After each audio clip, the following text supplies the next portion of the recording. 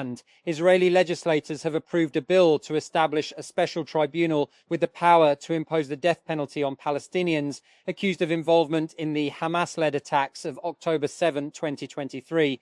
The bill passed 93-0 in Israel's 120-seat parliament, the Knesset, late on Monday.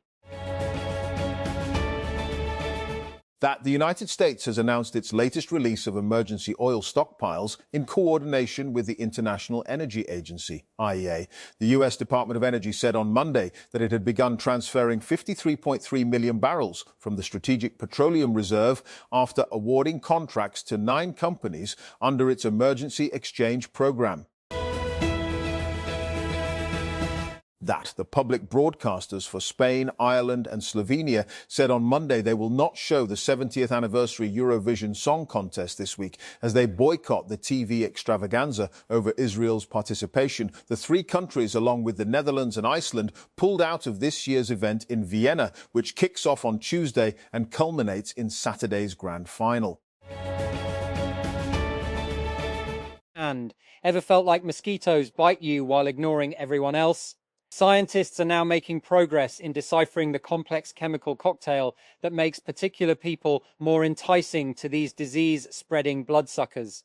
It's not a misconception. Mosquitoes are attracted to some people more than others. Frédéric Simard of France's Institute of Research for Development told AFP. And Israel's parliament passed a law late on Monday establishing a military tribunal to try hundreds of Palestinian fighters linked to the October 7, 2023 attack on Israel. The surprise attack, led by elite Nukba force fighters from the Palestinian group Hamas, killed at least 2,200 people. The fighters also took 251 hostages back to Gaza. And Thinking Machines Lab, the AI startup founded last year by former OpenAI CTO Mira Murati, on Monday announced something called interaction models, which at its essence sounds like AI that can interrupt you. Right now, every AI model you've ever used works the same way. You talk, it listens, it responds, you listen. Thinking Machines is trying to change that by building a model that processes your input and generates a response at the same time, so it's more like a phone call than a text chain. That President Asif Ali Zardari has directed the government to use all possible measures to reduce the impact of inflation on the public, as rising fuel prices and regional tensions add fresh pressure on Pakistan's economy.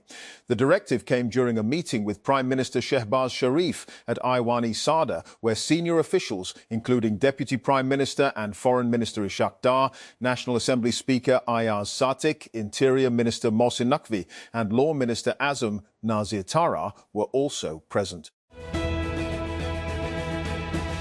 And the Foreign Office foe on Tuesday termed a report by an American media outlet claiming that Islamabad had allowed Iranian military aircraft to park on its airfields while playing the role of a mediator in the Middle East conflict as misleading and sensationalized. And citing US officials, CBS News had reported that Pakistan quietly allowed Iranian military aircraft to park on its airfields. The report alleged that days after US President Trump announced the ceasefire with Iran in early April, and Tehran sent multiple aircraft to the Nur Khan airbase. On note, this report contains details of sexual assault and violence. Hamas militants and their allies raped, assaulted and sexually tortured their victims during and after the October 7, 2023 terror attack on southern Israel to maximize pain and suffering. A landmark new report has concluded. And a Russian cargo ship likely carrying 2 nuclear reactors for submarines, possibly destined for North Korea, suffered a series of explosions and sank in unexplained circumstances about 60 miles off the coast of Spain, and a CNN investigation has found. The extraordinary fate of the Ursa Major has been shrouded in secrecy since it sank on December 23, 2024. But it may mark a rare and high-stakes intervention by a Western military to prevent Russia from sending an upgrade in nuclear technology to a key ally, North Korea, CNN reporting suggests. And the ship set sail just 2 months after Kim Jong-un had sent troops to assist with Moscow's invasion of Ukraine. And A Bolivian judge has found former President Evo Morales in contempt of court and reissued a warrant for his arrest after he failed to turn up for the start of his trial on charges of trafficking a minor. The ruling on Monday renewed tensions in the South American country, with supporters of Morales warning they would throw the country into turmoil if the former leader is arrested. The former mayor of a wealthy suburb in the United States city of Los Angeles has admitted to acting as an illegal agent of China, according to authorities. Eileen Wang, the former mayor of Arcadia, agreed to plead guilty to one count of acting as an illegal agent of a foreign government from late 2020 until 2022, the U.S. Department of Justice said on Monday.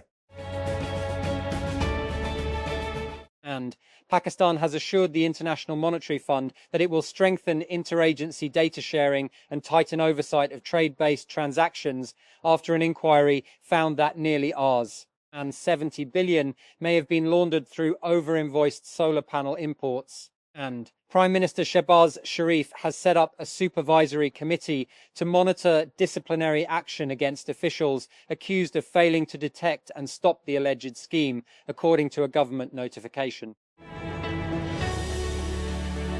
And the International Monetary Fund has asked Pakistan to strengthen anti-money laundering controls in the real estate sector, improve beneficial ownership disclosures, and step up efforts to detect trade-based money laundering as part of its latest review of the country's reform program.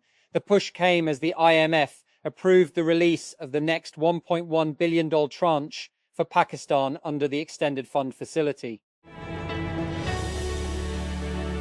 And Quetta. The Balochistan Assembly on Monday adopted 2 resolutions on reducing taxes on women's hygiene and sanitary products and to strengthen minority representation at provincial and local levels. The resolution, jointly moved by JUEF female members Ms. Shahida Rauf Ume Kulsum, Rehman Balok and Kaya Balok, demanded the federal government to reduce taxes on women's health and hygiene products, which are available at high prices. And the last 2 evacuation planes carrying passengers and crew from the cruise ship hit by a deadly hantavirus outbreak have landed in the Netherlands. As a repatriated used passenger tested positive for the respiratory infection, the 2 planes carried 28 evacuees from the MV Hondius, which had been docked in the Canary Islands, including 6 passengers and 19 crew members, the Dutch Ministry of Foreign Affairs said on Monday. That something is notably common in the politics of Donald Trump, Benjamin Netanyahu, Narendra Modi, Nawaz Sharif, Imran Khan, Sheikh Hasina, and even Asif Zardari. Several others qualify naturally. But this little sample explains the way democracy has turned into a zero-sum game between political leaders at the expense of the masses. In other words, that all the eminences listed above are either riding the tiger of power or rode one to face its fateful consequences. A zero-sum game is a competitive situation in game theory where one participant's gain is exactly balanced by another's loss, that meaning the total benefits and losses sum to zero. The total amount of resources is fixed, so one player can only win at the expense of another. The masses can only stare in disbelief. That Abraham Lincoln and Immanuel Kant would be horrified by the hollowing out of democracy into a fossil of itself. All the above leaders would likely be in jail should they get off the tiger's back, assuming they are not already there or living in exile. That the fear of reprisal grips Trump and Netanyahu most starkly. They may be the most powerful men today, going about wrecking the world at will and threatening Armageddon. Trump faces impeachment the moment he leaves office, that having reveled in the fear and anguish of his foes during his stay at the helm, the revenge could come earlier in November should the midterm polls give Democrats a majority in both houses. That with no end in sight to the conflict in the Middle East, Prime Minister Shehbaz Sharif on Monday ordered that a countrywide austerity drive be extended until June 13. Meanwhile, with rumours of a possible 28th constitutional amendment swirling, the Premier and his team also met with President Asif Ali Zardari and his aides on Monday, even as both houses of Parliament were in session. That Islamabad. Dr. Uzma Khan, the sister of ex-Premier Imran Khan, on Monday challenged before the Supreme Court the Islamabad High Court ruling to refuse to shift him to Shifa International Hospital, allow access to his personal physicians, family and counsel, and provide medical details to the family, filed through senior counsel Uzar Karamat Bandari. The petition explained the applicant was not a party to the proceedings before the IHC, but was aggrieved by the impugned judgment. In this regard, that it referred to the SC decision in H.M. Sayer's case that allowed a person adversely affected by a decree or order to challenge the same before SC. A UK Prime Minister using the idea of getting closer to the European Union as a political life vest to get the British public on his side. That is certainly not something we in the EU would have predicted. Especially when you think it's the 10-year anniversary of the Brexit vote next month. This was the response of an EU contact of mine here in Brussels. He asked to remain anonymous to be able to speak freely. We were discussing the highly anticipated speech given by Prime Minister Sir Keir Starmer following the massive slap in the face he got from voters last week in local elections. He launched a bid this morning to save his political life. Security around Beijing's historic Tiananmen Square has been heightened for days, with rumors on social media swirling of a special parade or some big choreographed event. Preparations for this major event have started with a whisper, but China appears ready to put on a show for US President Donald Trump. And just 2 months after listing its first venture fund on the stock market, Robinhood is preparing to launch a second. The company has filed a confidential registration for RVII and a standard regulatory step that allows it to work through the approval process before making details public, unlike its first fund, which currently holds stakes in 10 late-stage companies: Airwallex, Boom, Databricks, 11 Labs, Mercor, and OpenAI, Ara, Ramp, Revolut, and Stripe. RVII will cast a wider net, investing in growth stage and early stage startup. It's a meaningful distinction, and given that early stage startups are younger and carry more risk, but also offer the potential for greater returns. And Britain's Prime Minister Keir Starmer is fighting to keep his job after his appeal for a reset, following disastrous results in last week's local elections, was met with scores of lawmakers in his governing Labour Party calling for him to quit. And in a speech to the Labour faithful in London, Starmer said he took responsibility for the heavy losses in councils across England and in elections for the Welsh and Scottish parliaments. But he vowed to stay in his job, and saying a change in leadership would plunge Britain into the chaos that flourished under the Conservative Party, which ousted 2 leaders in the 2 years before Starmer took office. And General Motors has laid off more than 10% of its IT department, or about 600 salaried employees, in a deliberate skills swap, clearing out workers whose expertise no longer fits and making room for some with AI-focused backgrounds. GM confirmed to TechCrunch that it had conducted layoffs. They were first reported by Bloomberg News.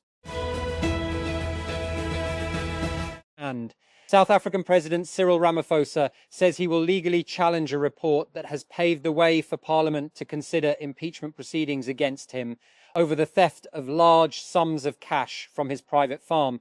A Constitution Court ruling last week found that Parliament acted unconstitutionally when it voted against establishing an impeachment inquiry against Ramaphosa regarding the Falafala report in 2022. And hundreds of Hamas militants accused of committing war crimes during their October 2023 attack could face the death penalty after Israel late Monday approved the creation of a special military tribunal to prosecute their cases. The legislation received broad backing from both Prime Minister Benjamin Netanyahu's governing coalition and much of the opposition, passing with 93 votes in favour and 0 against. And a new wave of gang violence in Haiti's capital has displaced hundreds of people and caused the aid group Médecins Sans Frontières, MSF, to suspend work in local hospitals. The group, also known as Doctors Without Borders, said on Monday that about 800 residents had sought refuge from fighting inside its hospital in the Site Soleil neighborhood of Port-au-Prince before operations were suspended. And At long last, Android and iPhone users will be able to send each other end-to-end encrypted text messages.